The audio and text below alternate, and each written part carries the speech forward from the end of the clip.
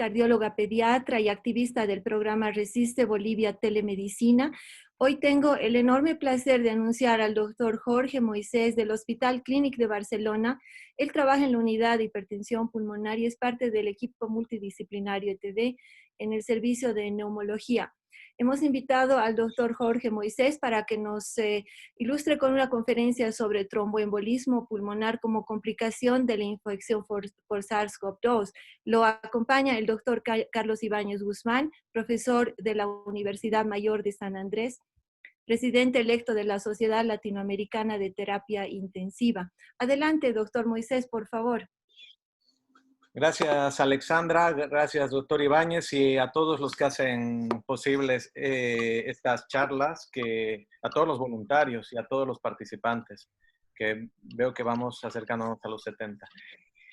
Bueno, como bien explicaba Alexandra, haré una revisión y hablaré un poco de los datos que tenemos de enfermedad trombótica, fundamentalmente tromboembolia pulmonar, y la infección por SARS-CoV-2. Quería empezar con esta diapositiva. En todo este contexto de la pandemia, estamos asistiendo a una sobrecarga y una altísima incidencia de enfermos en situación moderada o grave. En este contexto, la alta incidencia de cualquier evento, inclusive aunque sea menos frecuente de lo habitual, se percibe a veces y en algunas ocasiones como típicos de cierta patología y pueden dar lugar a ciertos sesgos en esta nueva enfermedad. Y también asistimos en estos últimos meses a una hambre de publicación y a un boom de publicación, que todo esto sumado al fácil acceso, que no digo que sea algo malo, todo lo contrario, al fácil acceso a las publicaciones científicas, incluso antes de estar revisadas por pares, pueden dar lugar a percibir cierta frecuencia de enfermedades como excesivamente alta cuando en realidad no lo son y pueden llevar a producir cambios en la terapéutica habitual que haríamos y que llevamos haciendo hace 20 o más años. Y probablemente todo comienza con estos 3 papers que cito. El último artículo, el de Tang, probablemente es uno de los más citados últimamente, que evalúan las alteraciones de coagulación asociadas al enfermo con COVID en la cohorte china y evidencian que más del 20% de los pacientes con enfermedad por el coronavirus, por infección, por COVID-19 en realidad, presentan parámetros anormales de la coagulación. Y estos parámetros elevados, el dedímero, los factores de degradación de la fibrina, así como prolongaciones de los tiempos de hemostasia, se asociaban a una mayor mortalidad en esta cohorte de enfermos. Estos artículos abrieron la veda para el análisis y el estudio sistemático de los parámetros de coagulación y en concreto el dedímero, un parámetro que habitualmente no se realiza de forma sistemática en el enfermo crítico. Si a esto sumamos que desde el estallido de la pandemia fueron surgiendo reportes anatomopatológicos en los que se objetivaba una alta prevalencia de trombosis, como por ejemplo el primer artículo del Accent Annals of Internal Medicine, en el que sí, lo cierto es que hay que destacar que la metodología de todos estos estudios puede ser como poco discutible. Hicieron autopsias de manera aleatoria a X pacientes y de estos seleccionaron 11 de manera aleatoria, en los que encontraron trombosis pulmonar e infartos en una alta proporción de pacientes, mayor al 80%. El siguiente artículo del grupo alemán evaluó, pero ya de manera consecutiva, 12 autopsias en las que no se sabe con exactitud cuál fue la indicación de hacerla, pero lo cierto es que son consecutivas y encontraron una alta proporción de TEPs masivos. Hablamos de TEP lobares que produjeron incluso, se atribuyeron la muerte del paciente. ambos con limitaciones metodológicas. Pero, sin embargo, estos artículos comportaron un cambio en la actitud terapéutica y en muchos protocolos de varios hospitales, en los que a raíz de estos estudios y algunos otros que iremos revisando durante toda la charla, se propuso la anticoagulación quizá indiscriminada del enfermo con COVID y más aún si tenía dedímeros elevados. Un poco después sale publicado este artículo metodológicamente mejor y que se publica en el New England Journal of Medicine. Este es del grupo alemán, uno de los firmantes es Tobias Welt, en el que evalúan 7 autopsias pulmonares de pacientes con COVID y vieron que la microtrombosis, como pueden ver en estas imágenes, esto se identifica como microtrombosis, era muy frecuente. Prácticamente todos los pacientes con COVID la presentaban y comparativamente con la cohorte de influenza de H1N1, era significativamente mucho más frecuente que en la cohorte de influenza. Esto dio lugar, y de hecho este grupo tiene en su protocolo la anticoagulación del paciente COVID grave como parte del manejo. Pero sin embargo, debo destacar que estos son hallazgos anatomopatológicos. No sabemos a día de hoy el impacto que tiene la anticoagulación o la trombosis, esta trombosis in situ y la anticoagulación en este tipo de pacientes. Y lo iremos discriminando en toda la charla. A raíz de esto, este artículo del European Respiratory Journal resume bastante bien lo que creemos que es la fisiopatología de la enfermedad trombótica en COVID. El coronavirus se fija a sus receptores AC2, se produce una replicación viral que da lugar a una piropoptosis, una apoptosis inflamatoria que produce una gran liberación de citoquinas y además un estrés oxidativo, que es el que favorece la migración de macrófagos, monocitos y neutrófilos y que juegan un papel fundamental a nivel proinflamatorio, desencadenando una cascada inflamatoria inicialmente que induce la trombosis. Hay que recordar que la trombosis in situ en fenómenos inflamatorios es un método y una forma de contener la infección y la inflamación. Y además de esto, se sabe que hay downregulación de las vías fibrinolíticas. Todo esto puede llevar a dos fenómenos fundamentales. Uno, la microobstrucción a nivel microvascular o la trombosis distal, lo que mencionaban y observaban en su cohorte el grupo de Welt, o el TEP, la tromboembolia lobar segmentaria, la que conocemos como la clásica tromboembolia pulmonar, con la que estamos familiarizados los que nos dedicamos a este tipo de enfermedad. Pero ya sabíamos que la microtrombosis en pacientes no COVID, porque esto es una publicación del 83, en pacientes con daño alveolar difuso en autopsias, ya está presente y está presente en casi la mayoría de los pacientes. Esto lo dejo caer.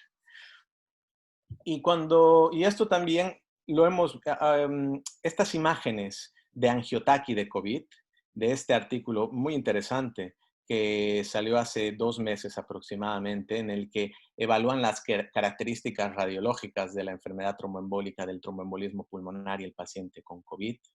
Es lo que vemos lo que vimos en la práctica diaria en pleno pico de la pandemia y lo que hemos estado viendo ahora haciendo el seguimiento a 3 meses de estos enfermos. La tromboembolia pulmonar, gracias a los nuevos métodos de diagnóstico que son mucho más sensibles para ver la trombosis distal, en los pacientes con COVID es, en comparación a los que no tienen COVID, predominantemente periférica. No se ven tantas embolias pulmonares centrales. No hemos visto el paciente con el tromboembolismo pulmonar central, lobar, que tiene sobrecarga de cavidades y se pone hipotenso y necesita fibrinolizarse. Por lo menos no lo hemos visto en una frecuencia mayor a lo que vemos habitualmente con la cantidad tan elevada de paciente crítico que hemos tenido en todas nuestras UCIs. Y este artículo pone de manifiesto esta observación clínica que teníamos en nuestro grupo y en otros grupos y en otros hospitales de España también. El TEP del COVID puede ser muy periférico y es predominantemente periférico. ¿Qué sabemos de TEP y de COVID? Ya sabemos lo que sabíamos hace 15, 18 años, que estos pacientes, los pacientes con enfermedad médica, con enfermedad grave, enfermedad médica, con una movilidad reducida, con fallo respiratorio, se asocian a una mayor probabilidad de hacer una complicación trombótica. Este grupo chino también que publicó estos hallazgos en el Lancet de Hematología, evaluó en su cohorte de pacientes, en los que cabe destacar que había muchos que no recibían profilaxis, que prácticamente el 90% de todos los pacientes que ingresaban con COVID, de todos, pacientes de sala convencional, pacientes de UCI, el 40% al menos de estos pacientes cumplían criterios de alto riesgo de trombosis según la escala de Padua. Porque, y esto lo vemos en la práctica diaria, todos tendrán una reducción en la movilidad. Son pacientes además que están aislados por razones obvias. Son pacientes que por definición vendrán con insuficiencia respiratoria. Con esto ya, únicamente con estos dos puntos, tenemos una probabilidad elevada de trombosis en estos enfermos. Es por este motivo que todo el paciente que ingresa en un hospital por COVID o tiene criterios de ingreso en definitiva, tiene que llevar profilaxis. Eso es una recomendación con alto nivel de evidencia. Y cuando evaluamos la incidencia real de la enfermedad tromboembólica en la COVID-19, los datos son heterogéneos y además la metodología, así como discutíamos la metodología de los estudios anatomopatológicos, también tiene sesgos de selección. Porque hay muy pocos estudios entre estos dos en pacientes con no UCI, que no tienen criterios de UCI. Entre estos pocos estudios, que son 3 de los últimos que he revisado, de incidencia de enfermedad tromboembólica en paciente de no UCI, hay solo 2 que hacen un despistaje sistemático o una estrategia de screening. Y este último que ha salido publicado el 17, esta misma semana, el de Vilaloglu, hace un screening a criterio incluso del médico tratante. Entonces, no es un screening como tal.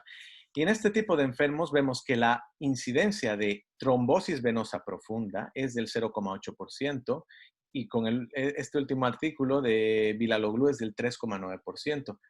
Veamos los números de la embolia pulmonar. Estamos rondando el 1,6 y el 3,2. Sin embargo, los estudios que hicieron cambiar mucho la práctica diaria y modificaron muchos protocolos fueron los primeros publicados. Eran cohortes en las que la solicitud de una prueba diagnóstica se realizaba fundamentalmente o por sospecha clínica, deterioro clínico, o por dedímeros desproporcionadamente elevados. Entonces, si seleccionamos ese tipo de paciente, nos encontramos una prevalencia y una incidencia de la enfermedad, muy elevada, que puede rondar en las series de entre el 25 hasta el 40%. Pero ¿y qué sabemos del paciente agudamente enfermo con una enfermedad clínica? Vamos a los estudios de hace 20 años. El PREVENT, en el que evaluaron la profilaxis en el enfermo médico, vimos que los pacientes que llevaban dalteparina reducían el porcentaje de enfermedad tromboembólica venosa en un 2,8% en comparación a los que llevaban placebo. Estos estudios publicados en revistas de altísimo prestigio fueron los que han cambiado a día de hoy la práctica diaria en cuanto a profilaxis. Hasta entonces, a partir de entonces, no nos preguntamos si debemos asumimos que debe hacerse profilaxis con heparinas de bajo peso molecular en prácticamente todos los enfermos con criterios de ingreso y una enfermedad médica, por ejemplo, la insuficiencia cardíaca o la insuficiencia respiratoria. En el PREVENT se evaluaron trombosis clínicamente significativas y en el MEDENOX se evaluaron trombosis por venografía. Por eso las diferencias de porcentaje de pacientes con la enfermedad tromboembólica. Y cuando vemos el grupo de pacientes donde se han publicado muchos más estudios y hay unos cuantos más publicados que me vienen en mente. Vemos que, volviendo un poco atrás, el estudio más grande es el de Villaloglu a día de hoy, 3.344 pacientes. Ahora volviendo a la parte de enfermedad tromboembólica venosa y enfermo crítico, paciente que va a la UCI. Estos son los artículos publicados a día de hoy de incidencia. Uno de los primeros fue el del grupo de CUI, que reportó una incidencia global de enfermedad tromboembólica venosa del 25%.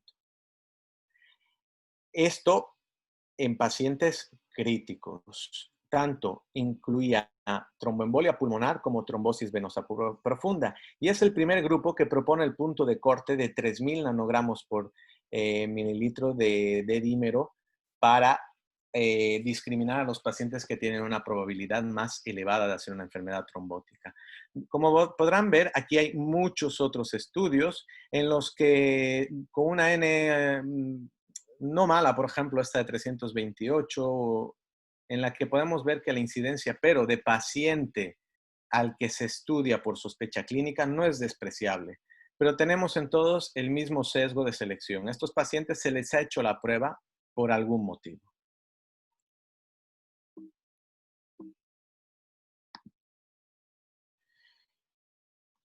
¿Y qué impacto tiene el hallazgo de la enfermedad tromboembólica? Trombosis pulmonar in situ, tromboembolia pulmonar o trombosis venosa profunda en el enfermo con COVID.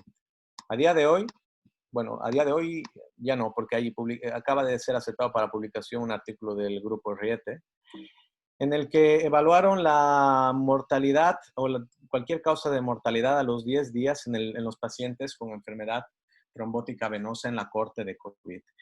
Y como pueden ver, la mortalidad es significativamente mayor, como era esperable, en los pacientes en terapia intensiva en comparación a aquellos que están ingresados en una sala convencional o los pacientes que se manejan de forma ambulatoria. Asimismo, la incidencia acumulada de tromboembolismo pulmonar, como pueden ver, es significativamente mayor a la trombosis venosa profunda. Esto ya lo verán, es por lo menos en los hospitales españoles fue más fácil evaluar a un paciente mediante un angiotac o un angiotac o un protocolo de TAC venoso de extremidades inferiores que hacerles a todos una ecografía de extremidades inferiores. Y también, si bien es cierto, hemos visto más tromboembolia pulmonar que trombosis venosa profunda, pero probablemente esto también sea un sesgo de selección. Si la información hasta ahora era como poco controvertida, agregó más controversia este artículo publicado en el Journal of American College de Cardiología por respetables cardiólogos y muy reconocidos como son Valentín Fuster, en el que evaluaron, esto es importante, es un estudio, no es un ensayo clínico, este es un estudio observacional en el que evaluaron la mortalidad desde el ingreso en aquellos pacientes que recibían anticoagulación plena. Y observaron que los pacientes que recibieron anticoagulación plena tenían más probabilidad de ser ventilados y una mortalidad significativamente menor, pero es muy marcada la mortalidad, la disminución de la mortalidad, 29% en comparación al 63% en aquellos pacientes que no recibieron la anticoagulación plena. Y reportaban unas tasas de sangrado muy inferiores a lo que se espera en una corte tan grande de pacientes anticoagulados. Los pacientes de sala convencional únicamente sangraban 1,3% y los de UCI en torno al 7,5%. Y este artículo es otro, sumado a los artículos de anatomopatología, que inclinaron un poco la balanza hacia la anticoagulación en el enfermo con COVID, más si tenía de dímeros aumentados. Pero yo creo que ha sido un error, porque este artículo, y lo citan y lo describen muy bien en este otro artículo que es muy recomendable de Malley, tenía un sesgo importantísimo, que es el sesgo de la inmortalidad. Aquí evaluamos a los pacientes desde el momento que se anticoagulan versus no anticoagulación. Pero hay un periodo que no se evalúa. El periodo que no se evalúa es un periodo que, para fines prácticos, es un periodo de inmortalidad. El que se evalúa dentro del grupo anticoagulado ha pasado este periodo de inmortalidad libre de mortalidad, redundando, pero habrá algunos que se habrán muerto y probablemente este es un sesgo muy importante a tener en cuenta. Que tomar el artículo como un generador de hipótesis y sí que lo ha sido, porque ahora tenemos en marcha, la última vez que lo contaba, registrados al menos 8 ensayos de profilaxis extendida, anticoagulación plena en este tipo de enfermos.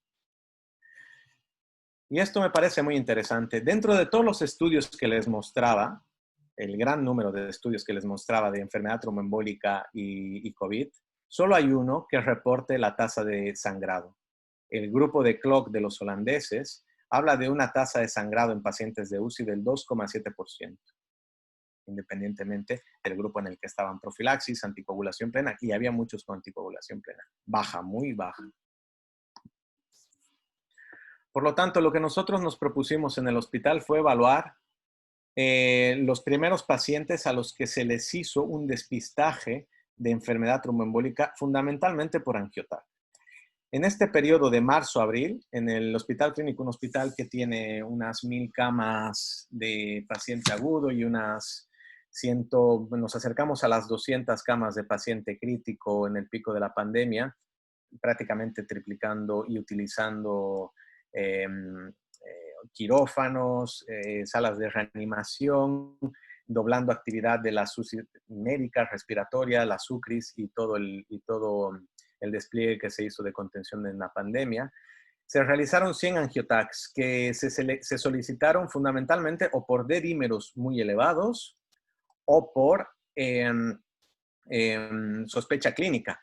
Lo interesante de este estudio es que evaluamos los 100 primeros realizados. Dentro de estos 100 primeros realizados encontramos un 33% de tromboembolias pulmonares.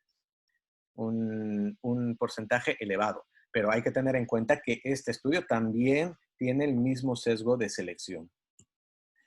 Y los acompañaré con esta tabla que está un poco cargada, pero con un par de datos que me parecen interesantes. Desde el punto de vista de la historia clínica previa, lo único que llamaba la atención es que el grupo de tromboembolia pulmonar tenía menos hipertensión sistémica. Y el D-dímero, como era esperable quizá, en los pacientes con tromboembolia pulmonar era significativamente elevado. No tengo el análisis aquí puesto en esta tabla, pero el delta de variación desde el D-dímero basal realizado al ingreso y el D-dímero al momento del TAC era significativamente mayor en los que desarrollan tromboembolismo pulmonar.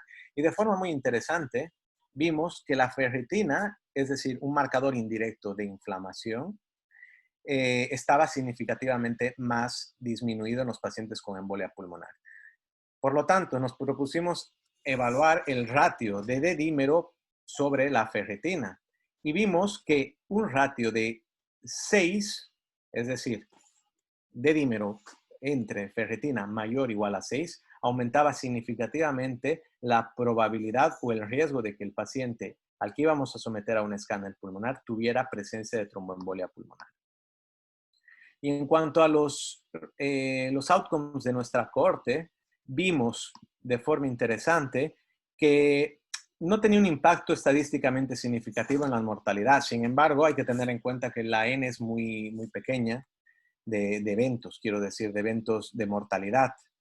Y tampoco vimos diferencias en la tasa de admisión de pacientes de UCI, porque aquí evaluamos los 100 primeros TAC realizados en toda nuestra cohorte. Pero algo que cabe destacar es que la tasa de sangrado fue importante. Tuvimos casi un 13% de sangrado en el grupo de TED, que son un grupo de pacientes que recibió anticoagulación plena en mayor proporción que el grupo de pacientes que no tenían embolia pulmonar, como es lógico. Lo cierto es que cuando evaluamos las diferencias de tipo de tratamiento y de profilaxis, no vimos estadísticas significativas, diferencias significativas, pero esto tiene sin duda su causa en que la N y la fuerza estadística era muy, muy baja. Estas son las curvas ROC del D-dímero y del ratio que son mejor a las del D-dímero únicamente para discriminar al paciente que tiene una enfermedad tromboembólica y en concreto una tromboembolia pulmonar. ¿Qué podemos concluir en este estudio que ahora está en revisión? Que probablemente la desproporción de presencia analítica de factores de degradación de la fibrina de D-dímero en relación a la inflamación podría ser un dato muy interesante para identificar a aquellos pacientes que tienen una complicación trombótica, más allá del cuadro inflamatorio per se de la COVID-19. Y también nos pareció interesante analizar las características radiológicas de estos primeros 100 TACs y de estos primeros 33 pacientes con tromboembolia pulmonar. Y vimos, estos son datos no publicados, vimos que se parecen mucho a los primeros datos que les mostré. Los pacientes que hicieron de los 33 sobrecarga de cavidades derechas fueron únicamente 2, infartos pulmonares 6. 2 de 33 es el porcentaje esperable de tromboembolismo de riesgo intermedio alto que esperamos en una cohorte de tromboembolia pulmonar no COVID. Esto hay que tenerlo en cuenta. Hemos visto TEPs, hemos descoagulado mucho en base a mucho TEP segmentario y subsegmentario y en base a toda la evidencia que va saliendo. Observacional. A todo esto, hay estudios prospectivos que yo creo que serán los que definitivamente nos sacarán de dudas sobre la prevalencia más o menos real de la enfermedad tromboembólica en el enfermo con COVID. En este registro de prospectivo de screening en el que estamos participando, vemos estos son datos un poco antiguos de mayo porque estamos haciendo la revisión de los datos actuales, pero vemos una proporción de pacientes con enfermedad tromboembólica venosa que ronda el 15% de tromboembolias pulmonares en todos los pacientes a los que se les hace una estrategia de screening por un diagnóstico de COVID. Pero más importante aún, y me gusta remarcar este gráfico, de forma similar a los datos que tenemos en nuestra cohorte del Hospital Unicéntrica, las tasas de sangrado se acercan al 12 y pico % en estos enfermos. Entonces, estos son datos de pacientes de la vida real. Hay que tener cuidado con la descoagulación. Sangrados, y no hablamos de sangrados menores, hablamos de bueno, en esta corte sí, pero los sangrados mayores están en torno al 5%. Sangrados mayores nos referimos a pacientes que requieren transfusión, que requieren participación del médico, hemoptisis, cambios de la medicación, retirada de la anticoagulación, colocaciones de filtros, todo lo que comporte un impacto en el paciente. Y por supuesto, complicaciones mayores como hemorragias, la muerte o hemorragias intracraneales o medulares. A todo esto, creo que hay una pregunta. Sí, Grace Bejarano. Repetir la relación de dímero-ferritina. A ver, espero que se publique esto pronto porque creo que es un parámetro en especial cuando no hay posibilidad de hacer pruebas de imagen muy útil. Y el punto de corte que propusimos y que lo cierto es que hay que validar en otras cohortes es de 6. Pero ojo, que el D-dímero, la técnica del D-dímero también varía mucho la cuantificación de los D-dímeros según la técnica que se utilice. El D-dímero en una proporción mayor a 6 en cuanto a la ferritina, es decir, 1000 entre 200, lo que nos dé de ratio, aumenta la probabilidad de que esta complicación o este deterioro clínico sea por una tromboembolia pulmonar. Y de hecho lo hemos puesto en el protocolo del hospital como uno de los factores a tener en cuenta. Casi para concluir, me gustaría ya dar unos aspectos después de tanta base de la literatura, me gustaría dar unos aspectos quizá prácticos y clínicos o los que estamos utilizando en este caso y estamos validando ahora para el repunte de la pandemia también en España y en el hospital clínico en concreto. La profilaxis la hacemos en todo paciente que ingresa. Ingresa en el hospital o ingresa en el Hotel Salud, que de momento no tenemos ninguno allí. Todo paciente debe recibir 40 miligramos o equivalente, que les pongo la tabla aquí abajo, de enoxaparina.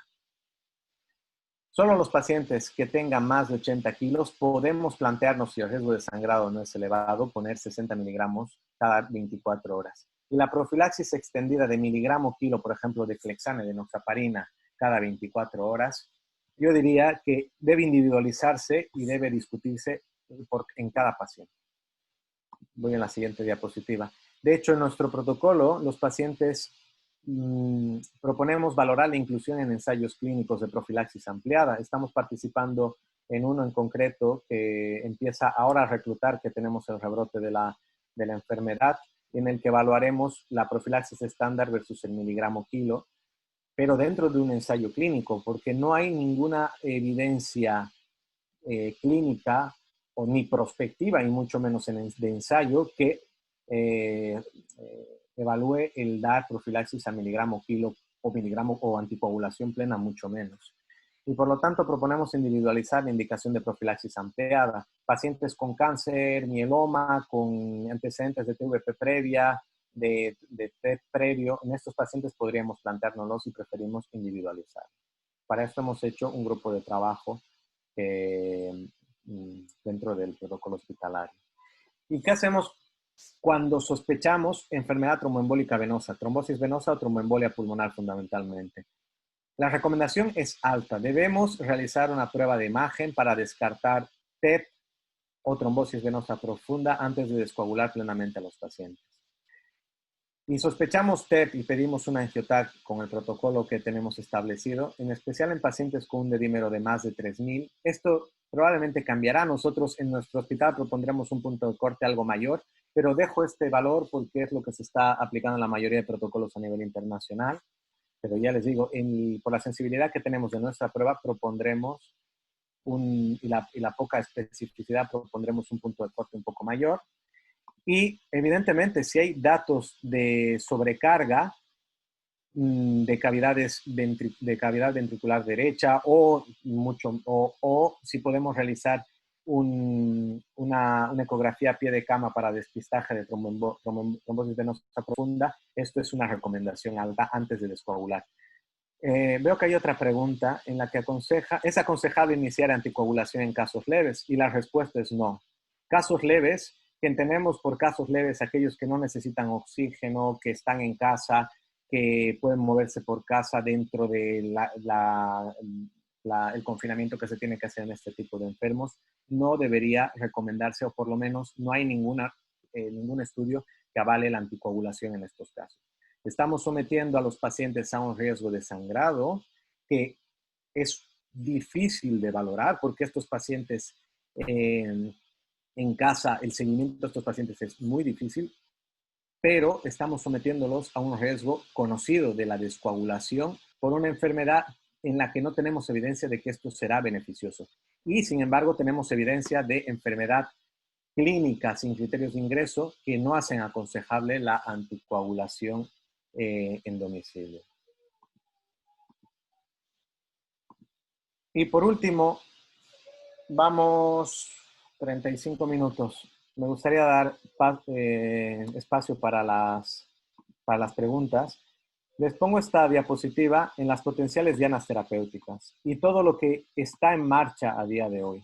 Tenemos ensayos, les comentaba que casi 8 ensayos a nivel de heparina, tanto en dosis anticoagulantes plenas, profilaxis extendida, en el paciente con COVID y con criterios de ingreso y fundamentalmente las heparinas son con criterios de ingreso. Tenemos también ensayos, bueno, más que ensayos, sé que se está proponiendo hacer un ensayo con fibrinolíticos a dosis reducidas en pacientes con distrés respiratorio, en pacientes muy graves, a raíz de estudios observacionales en los que pusieron fibrinolíticos en este tipo de enfermos. No lo recomiendo, ya les digo, tenemos un 13% de sangrado solo con anticoagulantes, sin fibrinolíticos. El fibrinolítico solo lo recomendaría yo desde el punto de vista clínico en aquel paciente que tiene disfunción del ventrículo, criterios de TEP masivo, de TEP con disfunción ventricular, con hipotensión. No lo recomendaría implementar en la práctica diaria. La aspirina, que también hay cierta controversia con la aspirina, ¿a quién se la ponemos? ¿A todos? ¿A nadie? Pues hay estudios en marcha también y algunos comparando incluso anticoagulantes, los nuevos anticoagulantes orales. en fases de la enfermedad más precoces y fundamentalmente como prevención, pero hasta que no haya evidencia sólida, en casos leves seguro que no la recomendaría, en casos graves o casos de ingreso ya tenemos la profilaxis, tampoco la recomendaría. Y luego, en todos los ensayos de inmunomoduladores también se ha evaluado el impacto desde el punto de vista de la trombosis. Sabemos que puede ser un fenómeno que esté íntimamente relacionado, que la trombosis sea un fenómeno de contención del cuadro inflamatorio o un fenómeno secundario a este, y que a ver si podría ser reducido con el tratamiento inmunomodulador, pero todos son hipótesis. Los ensayos que están en marcha, cuando probablemente evalúen post-hoc los resultados, nos darán alguna idea como generador de hipótesis. ¿Veo alguna otra pregunta? Que si es recomendable a un paciente que esté con oxígeno tomar anticoagulante o tomar aspirina. Si es un paciente que está con criterios de ingreso, que esté en casa, porque ahora la realidad es que tenemos pacientes con criterios de ingreso casi de UCI en las casas, si tenemos la posibilidad de darles profilaxis, se la pondría. Creo que sí, creo que sí. Y por último, para concluir, ¿sí? ¿Hay una pregunta? Adelante, doctor. Después yo tengo dos preguntas. Adelante, siga, por Perfecto, favor. continúo. Bueno, como limitaciones actuales tenemos la ausencia de estudios prospectivos. Como verán, estudio de screening, estamos en revisión de unos artículos para mandarlos a publicar. Esperamos tener algo más de la vida real cuando se publique esto. No hay herramientas para evaluar el riesgo de trombosis venosa profunda o validarla, o por lo menos validadas en este contexto. Lo que sugerimos es tener una alta sospecha clínica y confirmar la presencia o no de enfermedad tromboembólica antes de descoagular indiscriminadamente, porque fundamentalmente no tenemos reportes de la vida real de cuántos pacientes se complican con sangrados, y hemos visto sangrados graves. Ahora tenemos muchos ensayos clínicos en curso, esperamos que en unos meses tener resultados y por último, los estudios prospectivos en curso son algunos los que les mostraba, el bleeding, el screening del grupo Riete. Por mi parte, esto es todo y lo que les quería explicar, y ahora estoy abierto a todas las preguntas que puedan tener, y gracias a todos. Muchas gracias, doctor Moisés. Muy ilustrativa su charla. Nosotros acá en Bolivia tenemos la posibilidad de hacer tomografías pulmonares convencionales, pero estas no pueden detectar fácilmente, especialmente la microtrombosis. Es muy difícil porque no hay muchos aparatos y disposición para ello de hacer angiotax. Ante esa situación, la ecocardiografía al lado de la cama para evaluar la dilatación del ventrículo derecho, ¿qué opinión merece eso para usted, doctor? Sí, a ver, voy por partes. Eh, Realmente el impacto, si ya tenemos dudas del impacto de la trombosis de verdad, esa trombosis con coágulos centrales, con disfunción de ventrículo, hipotensión, que te obliga a tomar decisiones urgentes si fibrinolizas, por descontado descoagular y tal, ese tipo de trombosis no lo estamos viendo y de hecho la mayoría de series que les he mostrado, ya no quise entrar en tanto detalle, los reportes de mortalidad en el paciente con tromboembólica en comparación a los que no desarrollan, salvo el estudio a 10 días del grupo Riete, no ha reportado mortalidad incrementada. Entonces, ojo con la microtrombosis, porque también nos hemos encontrado en la práctica diaria con los escáneres que tenemos aquí, que podemos realizar incluso en los angiotax duales, podemos realizar mapa de yodo y ver cómo se perfunden estos pulmones. Hay algún artículo que dice los pacientes que perfunden menos tienen más mortalidad, pero no está validado prospectivamente, y le tengo mucho respeto por el tipo de complicaciones que hemos visto, que han sido muchas hemorrágicas, solo utilizando profilaxis extendida y anticoagulación plena en pacientes incluso con indicación, a dar anticoagulación indiscriminada. Haciendo la respuesta corta, el angiotac que tienen para evaluar y es por demás suficiente para ver el tipo de tromboembolia que requiere anticoagulación plena. Luego, aquí hay que, haciendo un paréntesis, aquí hay que discriminar por qué pedimos el TAC. Si pedimos el TAC por ver parénquima, es decir, porque no sabemos si este paciente tiene COVID, queremos ver el vidrio deflustrado, no debemos pedirlo con contraste porque se artefactúa demasiado la evaluación del parénquima. Pero si la sospecha es ver tromboembolia, aquí por definición tenemos que hacer un angioTAC, eso seguro. Y la segunda pregunta era el papel del ecocardiograma. Yo creo que la ecografía a pie de cama, que la hemos estado haciendo todos los que hemos estado a cargo de UCIs, hemos estado haciendo a pie de cama ecocardio siempre que podíamos, es una herramienta muy útil. El eco, pongámosle el nombre que quieran, el EcoFAS, la escopia cardíaca, es muy útil no solo por valorar la disfunción del ventrículo derecho, que si tenemos disfunción del ventrículo, tenemos D-dímero elevado, descoagulemos al paciente sin hacer mucha cosa más, no esperemos al angioTAC, descoagulamos y hacemos el angioTAC. Es útil en este sentido y es mucho más útil en el sentido de que si hacemos un eco y vemos disfunción de ventrículo y el paciente está chocado, valoremos la indicación de fibrinolítico en este tipo de pacientes. Pero también es útil esta ecografía porque podemos evaluar parénquima, podemos hacer eco Doppler a pie de cama. Yo recomendaría, si hay posibilidad de hacerlo, implantarlo. Y la segunda pregunta, doctor, que tenía es, ¿hay algunos artículos preliminares sobre fibrosis pulmonar post-COVID y hipertensión pulmonar residual? Los de hipertensión pulmonar, sé de uno del grupo de un grupo chino, son evaluación ecocardiográfica. El tema es que, claro, para saber qué impacto, qué hipertensión pulmonar queda en estos pacientes, tenemos que evaluar dos cosas, la trombosis residual y un estudio hemodinámico pulmonar. Hasta que tengamos estudios serios, de momento, las respuestas no lo sabemos. Mi impresión que estoy viendo estos pacientes en los controles ahora 3 meses es que estaremos en una tasa similar a la de enfermo con tromboembolismo pulmonar. No creo, bueno, me puedo equivocar, pero yo creo que más allá del 4 a 5% de pacientes con embolia no deberíamos encontrar. Y mucho menos porque son pacientes con una carga trombótica muy baja. Tienen trombosis segmentaria, subsegmentaria. Y la otra pregunta era sobre la fibrosis. Y de hecho, un grupo de mis compañeros publicará o tienen en revisión un artículo de neumonía organizativa. Lo que sabemos es que la neumonía organizativa, en una proporción muy baja de pacientes, puede dar lugar a un cuadro fibrótico residual. ¿Qué estamos viendo? Que muchos de los pacientes que filiábamos por organizativa probable, por TAC, porque no tenemos biopsias en estos enfermos, se resuelven y lo que han hecho es una neumonía vírica que posteriormente se resuelve.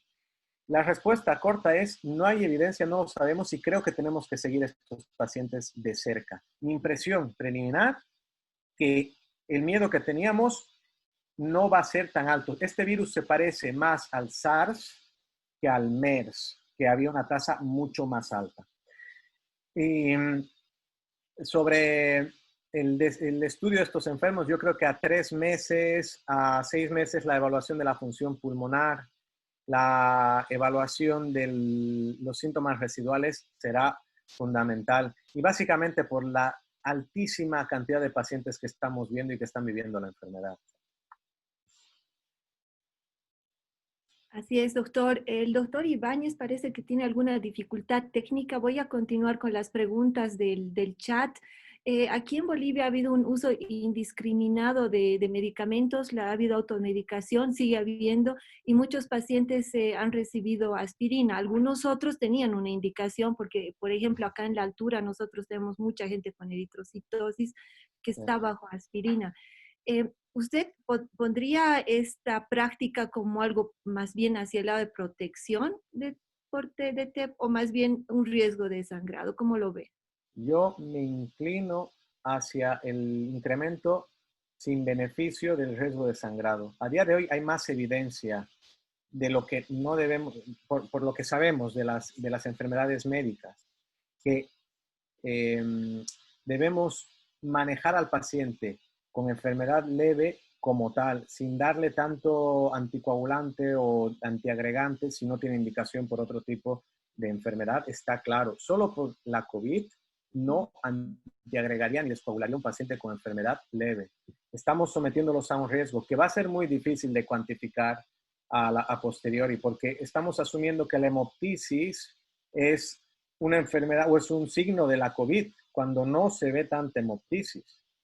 Ojo, asumimos que la hemoptisis es un signo de COVID en un paciente que lleva aspirina, se tomó la warfarina, está tomando equinacia, está tomando de todo, y no estamos atribuyendo a probablemente una complicación hemorrágica.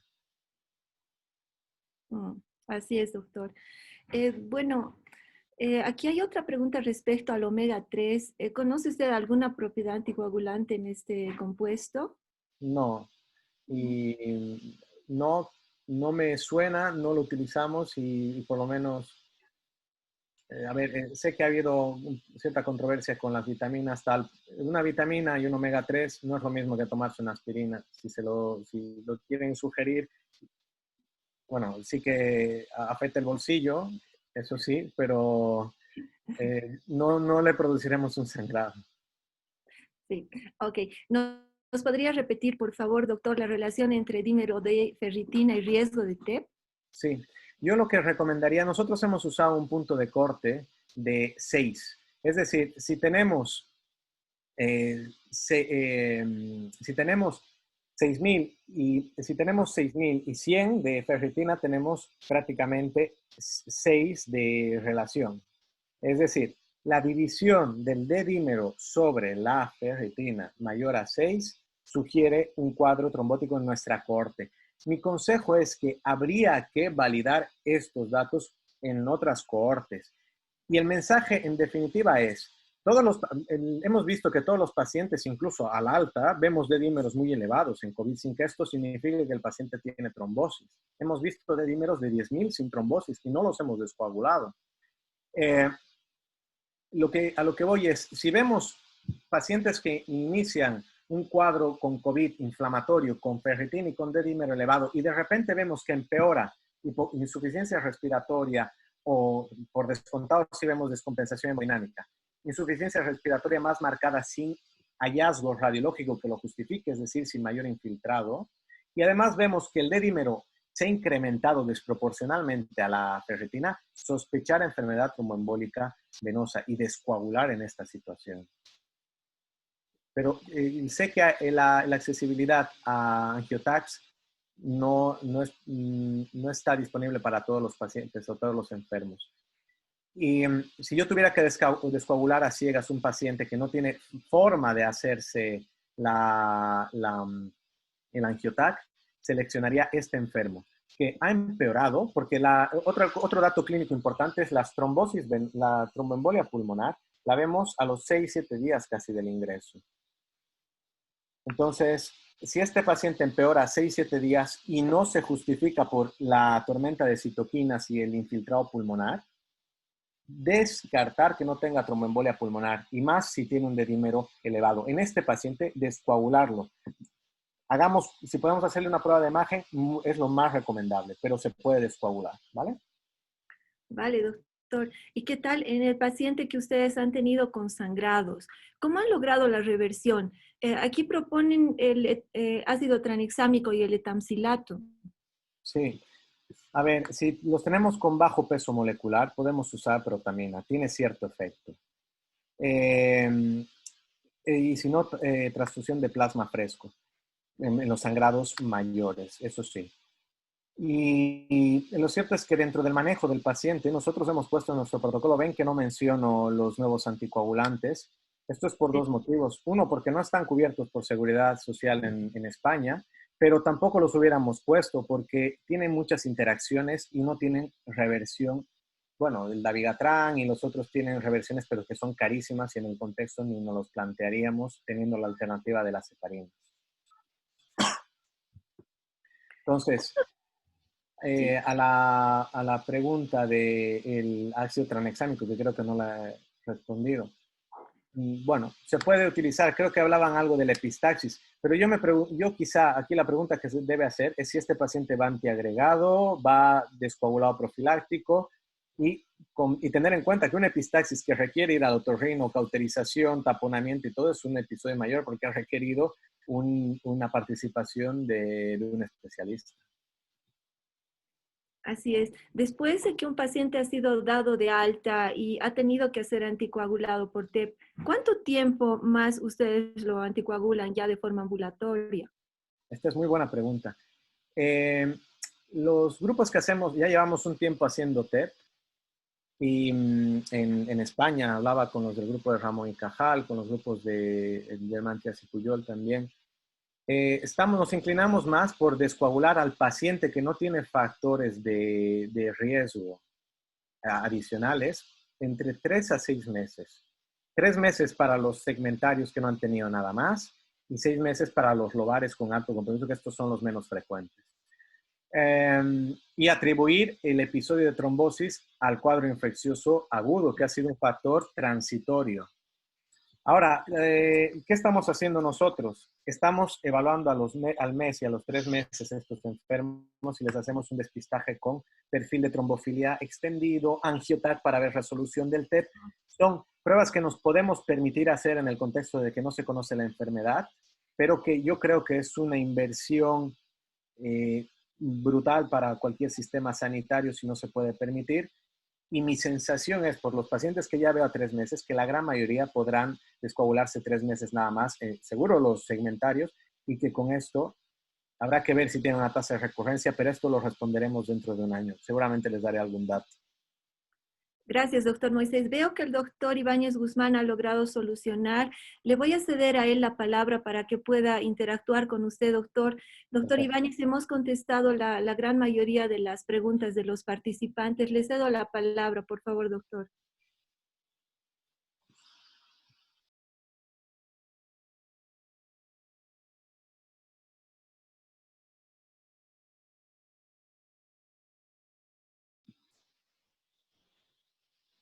Lo tiene en mudo, doctor Ibáñez. Está en mute, Carlos.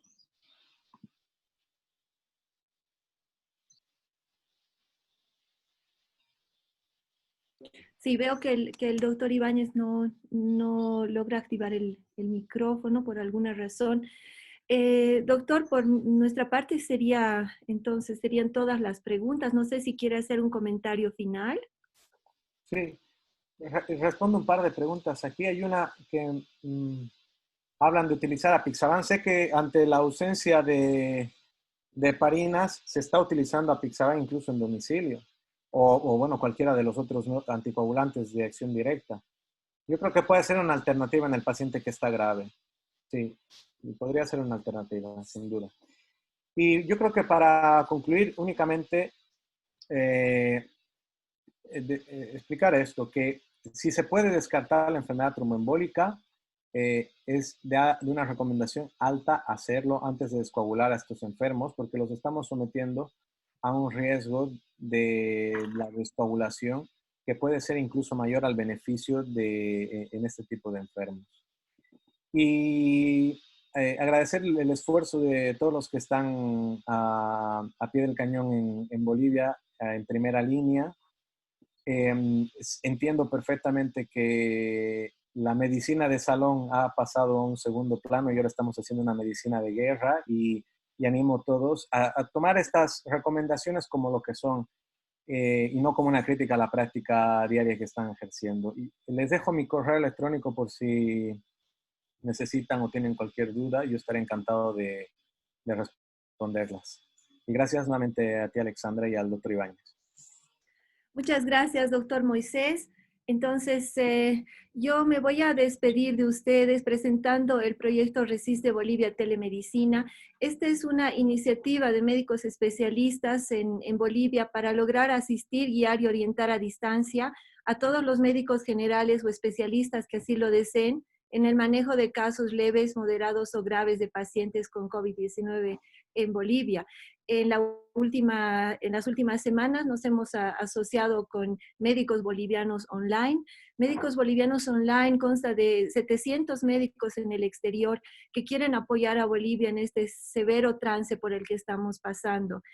junto con las capacitaciones del personal de salud por regiones y en diferentes temas, sobre todo epidemiología, prevención, diagnóstico, tratamiento y rehabilitación del COVID-19. Ofrecemos también a los médicos la posibilidad de ingresar casos clínicos a nuestra plataforma habitual y también a los pacientes que están en domicilio y no logran tener una atención médica a causa de que los hospitales están colapsados.